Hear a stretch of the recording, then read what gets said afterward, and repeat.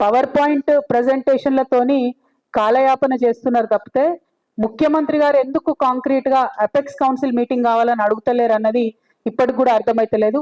PFR అంటే pre feasibility report already కేంద్రం accept చేసింది, అంటే ఇది డీమ్ టు బి అప్రూవల్ అన్నట్టు. దీని తర్వాత డిపిఆర్ఏ ఇచ్చేది ఉంటుంది. డిపిఆర్ ఇస్తే నిధులు కూడా అలొకేట్ అవుతాయి. మరి ఆల్మోస్ట్ పనులన్నీ అయిపోతే కూడా ఎందుకు రాష్ట్ర ప్రభుత్వం స్పందిస్తలేదన్న విషయాన్ని మాత్రం నేను అడుగుతా ఉన్నాను. అందుకే ముఖ్యమంత్రి గారు మాట్లాడాలంటున్నా.